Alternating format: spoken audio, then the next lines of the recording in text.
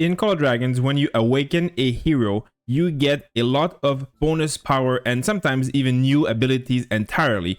But there are many heroes in the game that do not need to be awakened, and you get a vast majority of their power. So in this video, I'm going to go over all of the best heroes that you can use in Call of Dragons for basically low spenders, free to play, even medium spenders who do not want to spend hundreds and hundreds of sculpture or tokens on their hero to make them awakened, because there is a limited amount of these tokens that everybody can get, and instead save where you can so that you can have more heroes at a higher point of fighting power instead of having only a few max heroes. Now, when you're very early into the game, you will need to make a hero 5-1-1-1 in terms of being usable at all. And they did add a new feature where when you are unlocking heroes like this, you can lock all the skills so that when you are going to be investing tokens, you will only unlock one skill at a time, which means you will be able to make your first skill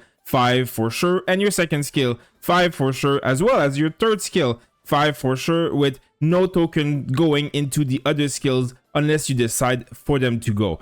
So this makes it very easy to get heroes at certain points. Also, one really important thing to note regarding this is that if you have a hero that's at 5551, you will only need to spend 380 tokens. So that's how many tokens you're going to need to spend, and you can see that's what I spent here, and that's what I have at 5551. If you look at a max hero, it's 690 to make a hero max. So the difference is 310 tokens, which is basically half almost. So you're saving about half of the tokens while getting 90% of the strength of the hero, if not more sometimes. So of course, number one on the list, the highest investment hero that requires 5551 in my opinion is Maggrat.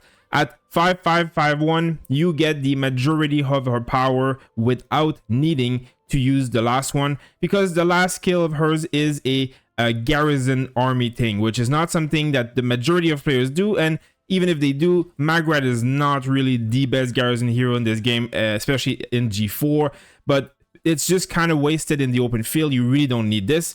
Maggrat is an amazing, if not the best PvE archer hero in the game currently, as well as a very, very powerful mage march when used with Celestials and with Zeta or Thunderland.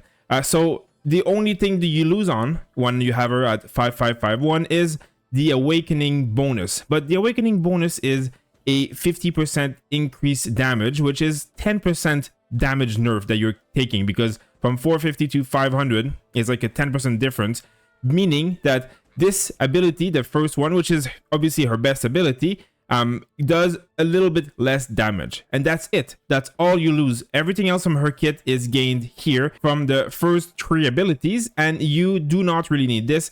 As you can see, I have plenty of tokens and I'm not even going to use them on Maggrat. Why would I? There is no point. Maybe one day I will, but currently I would rather not, because the difference is minimal and I'm getting crazy reports with her, with mages and with archers. Without it, it's just not something that I'm going to be spending. Now, moving on from Maggrat, my second choice here would be Goresh. Goresh is also amazing at 5551 because, once again, his last ability is a rally ability, which is when you're going to be attacking cities or stronghold, which you are not going to be doing if you're a low or medium or free-to-play spender. So, of course, this is going to make a lot of sense because you get the majority of his kit. The last skill is, again, a boost to his first skill. So this is going to be a trend that you'll see, but it's not the only cases. But in general, if the last skill is a garrison or a rally skill and the Awaken only boosts the first skill by a certain amount, it's usually you're taking a bit of a nerf, but you're not losing much of the kit. So this is the same case again with Goresh. This is the first ability, so you lose on this buff that he gives himself, which is 10% physical attack and 5% damage taken.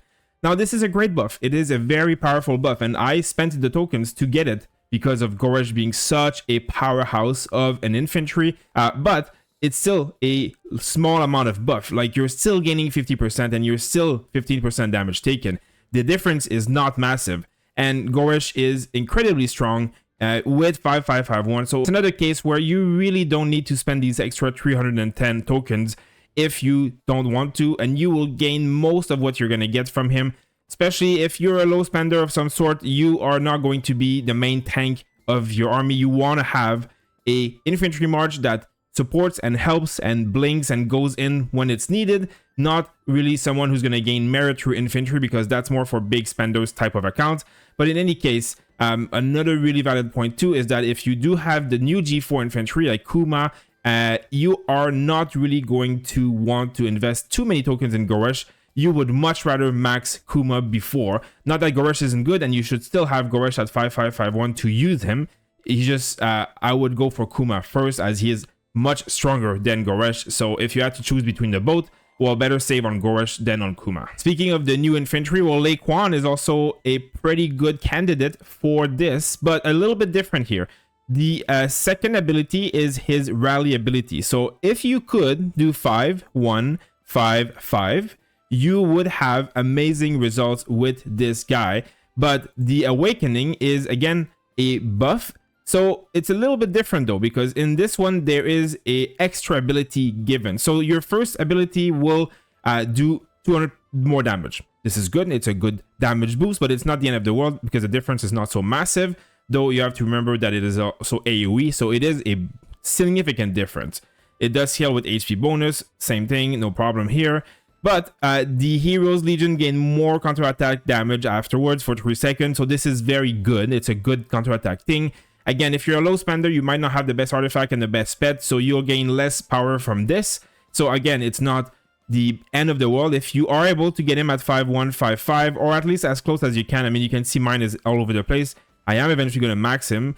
The third skill with infantry HP and taking less skill damage is very, very good. You want this one max. And the last skill is also very good because of the HP bonus, and that's all of these guys. Scaling is all based on HP bonus, so it's really hard to use him if he's not 5-1-5-5. I mean, he's still going to work, but he's going to be so much better at 5-1-5-5, and obviously much better at Awakening. But he's still very, very usable if you are able to get it there. Now, there is nothing you can do to make that easier. You max the first skill, and then you open up all the skills, and then you just gamble. Like, let me see if I can do one here, because I am eventually maxing him anyways. And then you just gamble and hope that it lands on this one. Well, not this one. So you see mine landed on here.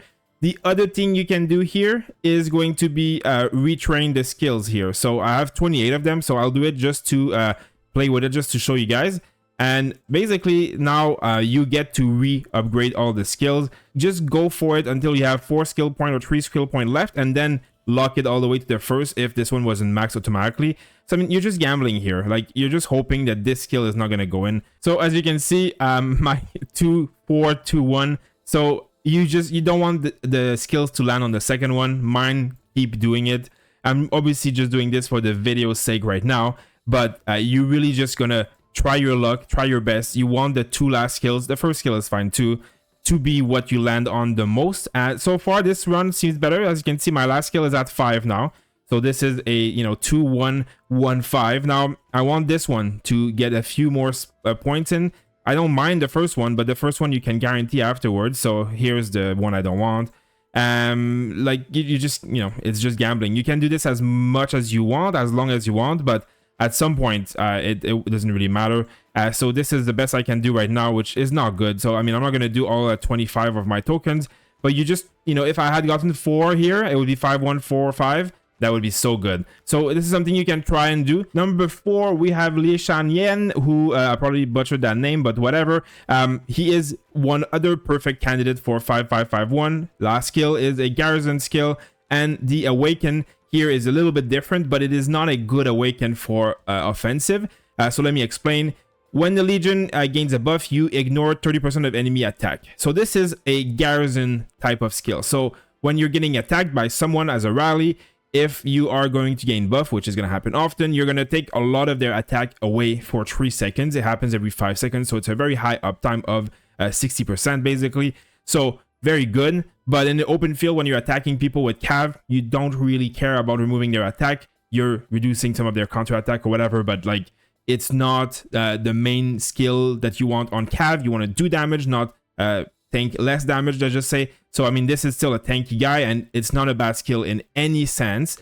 But in the open field, while fighting other marches like backdooring mages and reinforcement and archers and stuff like that, these 2 skills will make very little difference as opposed to the first 3, which are the major amount of damage that he gets, and they're very good. He's an amazing hero, does AoE damage here. So this is a very easy go for 5551. As you can see, this is also what I'm doing, and I have no plan whatsoever to ever get the last 2 because I'm not a Cav main either, for sure, but I mean the difference is very small. Like I don't find this is worth it at all, in my opinion. Now his counterpart Neya also has a similar thing. Now she is not the same because the last skill is very good. All 4 of her skills are very good, and the Awaken is also very good, but the Awaken is a damage factor of 100 extra and 10 rage per second, so for 5 seconds, so 50 rage.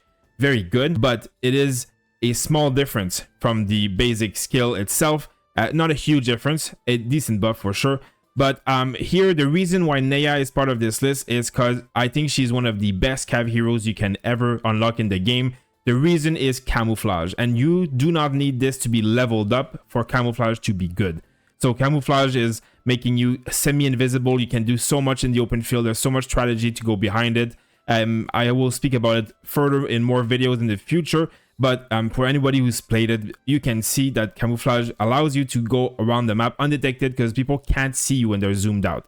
So that's the big one. Reinforcing, we've seen it being played in Roots of War where people are reinforcing stealthily kind of thing. And then you blink and then go around, and there's so much you can do. It's really just so good. And then the last 2 skills, well, they're still very good. So if I was to play Neya and not be maxed, I would do 5-5-5-1. Because the last skill, well, it's still very good. It's a attack bonus. So you're gaining 20% attack from level 1 to level 5. Very good. 20% is a big amount, but attack is a stat that you get a lot from a lot of different things in this game, including most artifacts. And they call this thing a diminishing return, which means that at some point you have so much boost to attack that it stops having as much of an effect. Now, in this case, still, it's very good, especially because it's Cav and attack is a very good stat. But if you have 5-5-5-1, you can use Neya's to her, most of her potential. You still do most of her damage. You still have the camouflage. You get the additional HP bypass, and you get her best skill, which is her bonus basically of HP, march speed, and skill damage. Like this is her best buff, let's just say, her passive. So 5-5-5-1 covers Neya very, very well. And you could even do 5-1-5-1, and you'd have the base to use her. Would you have the best Cav March out there and do the most damage? No. But could you use Neya and do decent? Yes. So this is just my grain of salt on Neya. She's too good not to use. So if you're able to get at least 5-1-5-1, you will do a lot with her without needing any more thing. But of course, you want to max her eventually because every skill is good. But at 5-5-5-1 at least, you're going to have a very solid Cav hero with everything you need for all these plays that Neya can do. Now, 6 on the list, Thaleia, which is one of the most obvious one as a mage. So her last skill, again, is a rally skill. Now, mage rallies, they're not completely bad, but they're so easily swarmable that they're very situational. And mostly big whales will be the only ones able to do it with the max artifacts and everything. In this case, Thaleia, for 90% of the player base, if you're using mage, 5-5-5-1 will do just fine. The Awaken is one of the biggest pieces of shit awakening skill I've ever seen on any hero in this game, sadly. Of course, I mean, it's still a shield, and it's still fine. 10% chance to gain a shield in battle. It's like 10% is very low, and it doesn't really say, like, I've never figured out exactly if it's like 10% per second per attack. It doesn't really make sense. It doesn't really say it.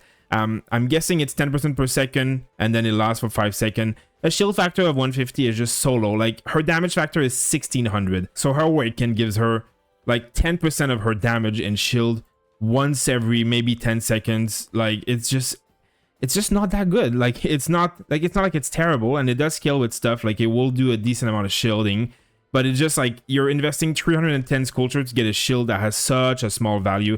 Like, if you look at like Theia, for example, her shield has a factor of 1000, and it does it to more than 1 legion. So it's just like, it's just a depressing shield. Like, it's just depressing. This Awaken is just depressing, and I don't want it. And I don't even know why I have 2 in here. I shouldn't have 2 in here. It's a shame. But in any case, she's not very, very good in terms of a hero because she's been kind of outclassed by many other heroes, such as Theia, Mu, and the new heroes Gromara, who is pretty similar in all honesty, but you know, she's not bad. Like, she does really good with Yun-Ming and stuff. She's a good secondary deputy. She's just her Awaken is just a shame. It's really what it is.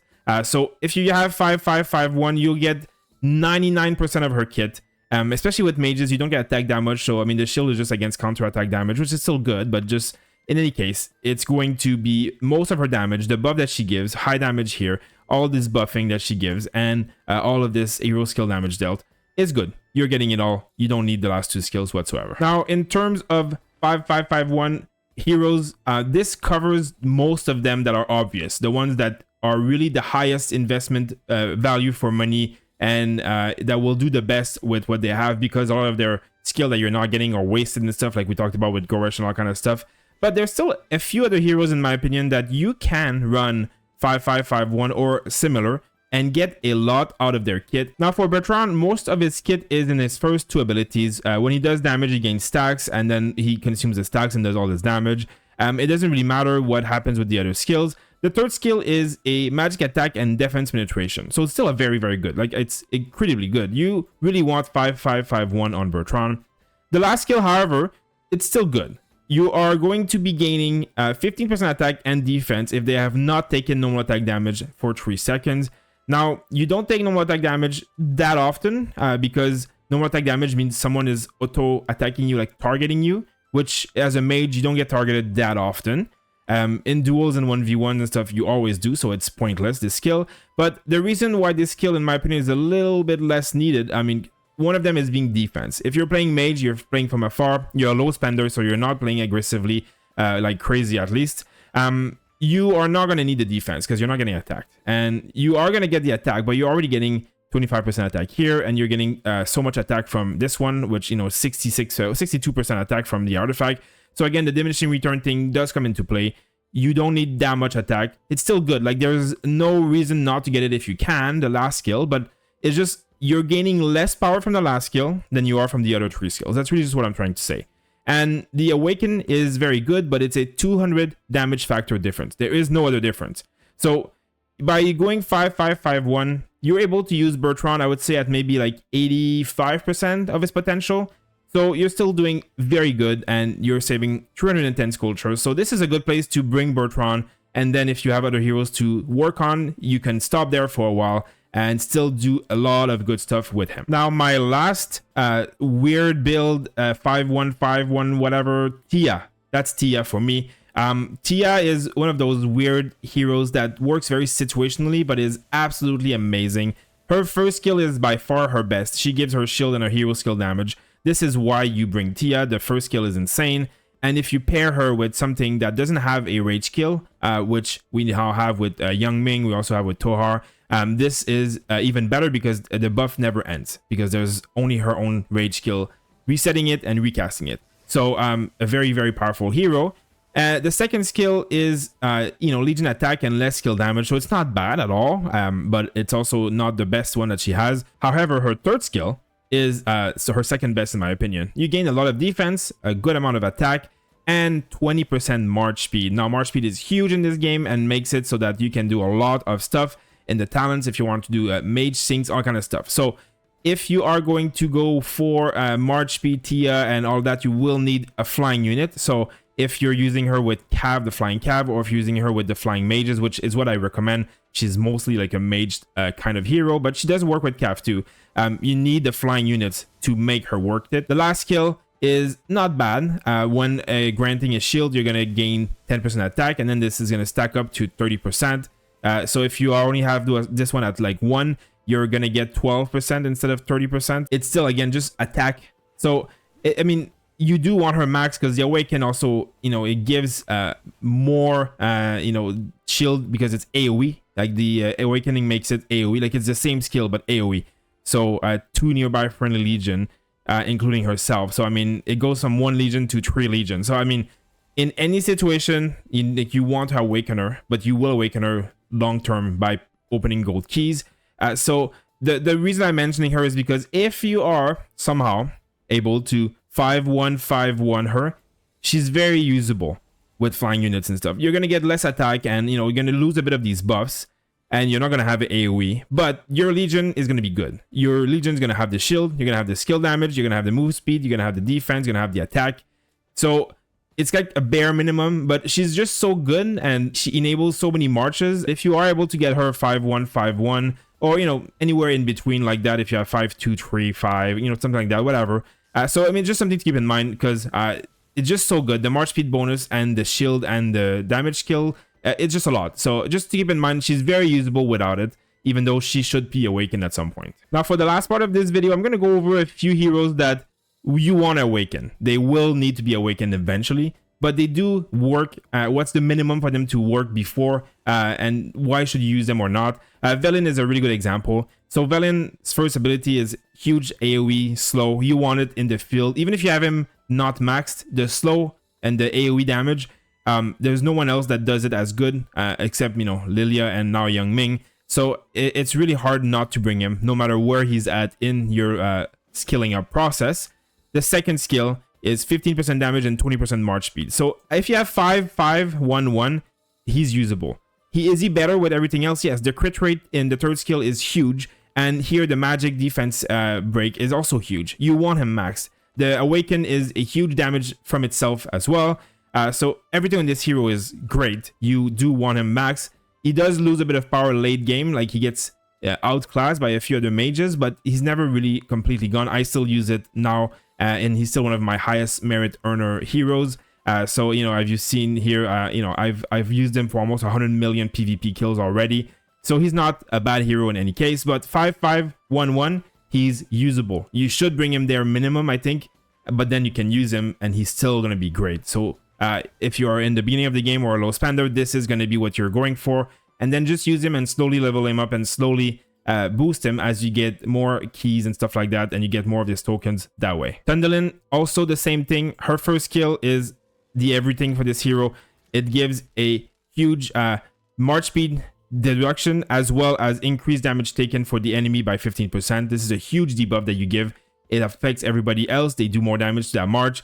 Just for the debuff itself, at 5-1-1-1, you should bring her just because of that. But of course, the second skill is also very good because it gives you basically a 30% HP buff, which is the best stat in the game, on top of having a bit of healing. So I mean, the first two skills are insane. 5-5-1-1 will get you very far with Thundalin. The Awaken is good, but it's a boost on the first skill. It doesn't really change anything else, so it's not as required to get as early. The fourth skill, however, is absolutely amazing, the damage it does, but you still do a good amount of damage without it being maxed. So that's why you can bring her there. And the third skill is just buffs to healing and stuff. It's not that massive, but it is a decent amount of buff. So you still want to awaken her eventually because all four of her skills are good. But at 5-5-1-1, you're getting a huge amount of power. You're getting a debuff and a slow, and you want to be bringing this to the field. If you're a free-to-play or a low spender, 5-1-1-1, you're just getting a lot of bonus for your team by bringing this. So you should be bringing this at the bare minimum 5-1-1-1 because you're going to be helping your team so much with that. Same story with Mu. Her first skill gives a big debuff of healing. So now with Kuma and all this stuff, there's a lot of healing going on. The amount of damage she does, AoE, is huge, and healing debuff is really, really good. So you should be bringing her at least 5-1-1-1. You need to awaken her because her last skill is really, really good. It is huge amount of rage gain and attack, and it's good. Her fourth skill is like a huge damage buff, like basically 18% damage versus 6% at level 1. So you need this max. She should be max. All of her skills are good, especially her first and her last and her awaken. So I mean, you do need to max her, but it's the same logic. If you bring her at least 5-1-1-1, you are bringing a lot of debuffing for your team, especially now that Kuma is so meta. It will make a difference with the healing. So I mean, just something to keep in mind. She is very usable and should be used for low spenders and free-to-plays, especially to help your team if at the very least that's all you do. Lilia, very quickly, if you're a free-to-play, of course, ignore her, you can't get her. But if you're a low or medium spender, you don't need to have her max for her to be good. If you are able to get 5-1-5-1 or anything, you're gonna do well. Because her first skill is very good. It's AoE damage, it's a decent amount of damage factor. Her third skill is the attack and HP buff, which are the two best stats you can get. The second skill is wasted and peacekeeping. And the last skill is good, but it's a Scorch that, you know, scorches other enemies with a percentage. So you're still, you know, you want it, it's good. But if you don't have it, it's not that big of a deal. The Awaken is basically one more target. So you're still AoEing for the same amount of damage, just one less target. So 2 instead of 3. So I mean, it's still very good, which is why if you're a low spender, if you 5111, bring her anyways, she's still good. Like, you're not gonna do super well, but you're gonna do better than most purple heroes, except maybe Waldir. So I mean, it's just something to keep in mind. She is very usable at 5-1, 5-1, and whatever else you can get here. The Awaken is very good for one more target, but if you don't have it, you're still gonna do very decent with Lieh because she is the ultimate AoE March. And until Yun-Ming came, no one was really able to outdamage this March. So it's just what it is. Now, the last hero for this video is going to be Skogul. Skogul is a bit of a weird one. The Awaken is a big counterattack damage buff by 10%, so very good. But counterattack damage, if you're not a whale, if you don't have the, you know, this lizard high up, like mine is not bad, but it's not great. You're not going to do so well because your March is going to melt quite easily. You need a high artifact, a good pet, all kind of stuff. So counterattack has less value, less you spend kind of thing. Still good, but you know, that's what it is. The last skill here is a 10% chance to heal once every 5 seconds. So this is going to happen pretty much every 5 seconds, but you're not going to be alive for more than 10 seconds if you throw yourself in the enemy. And the healing factor is not huge, 150 to 350. So it's one of these heroes that you don't need her to be maxed, and you're still getting most of her potential. The third skill, Guerrilla Tactic, is the main reason for Skogul being used in so many cool plays. So with Skogul, it's a really good hero to use with blinks, with frozen rings, with, you know, anything to trap the enemy, go behind them, blink behind them, get out of the city and make way behind them. The reason is that when you charge, you get 60% extra speed during your charge, and this doesn't need any level. It can be level 1 and you still get the same speed. So if you even have her at 5-1-1-1, you're still going to be able to use her to do a lot of really cool stuff by blinking and by frozen ringing, all kind of stuff. So it's one of the reasons why it's so good. Like, Skogul is really, really good to have. You don't need to be max. Of course, if you're going to be bringing a lot of infantry and you're going to be tanking and taking a lot of damage and refreshing infantry, you want her as max as possible to get the healing and the counterattack damage. But her first 2 skill are, you know, the major amount of buffing that she gets. So 5-5-1-1, it gets her to a very decent place, and you're able to use her for all the cool tactics. Now, you're going to get more attack and more counterattack and a bit of healing if you max her. So it's good, but, you know, just something to keep in mind. I have never really maxed her, and now that Kuma and Lei are back, or are out, I should say, I don't really want to max her because I'm not really going to be using her much. I will have 3 max infantry hero, and she's going to be a secondary, or maybe not because I might put Mu instead. So it's one of those things, like, it's a very good hero to have, to be used, but maxing her might not be worth it.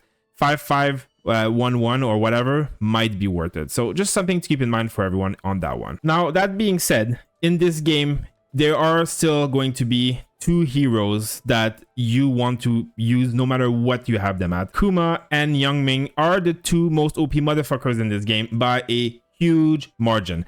They are insanely OP, and you don't have to max them. You must be using them. You should prioritize maxing them because they're so stupid OP. But if you are having them at anything 5-1-1-1 and higher, use them. They're just too good not to use. Of course, Yun-Ming's Awaken is insane, and his last skill is a lot of damage, and everything is good on him. You want everything 5-5-5-5, but they're just so OP that you should be using them. So hopefully you guys enjoyed this video and these tips. Let me know what you think in the comments below. Thank you guys for watching. I'll see you on the next video.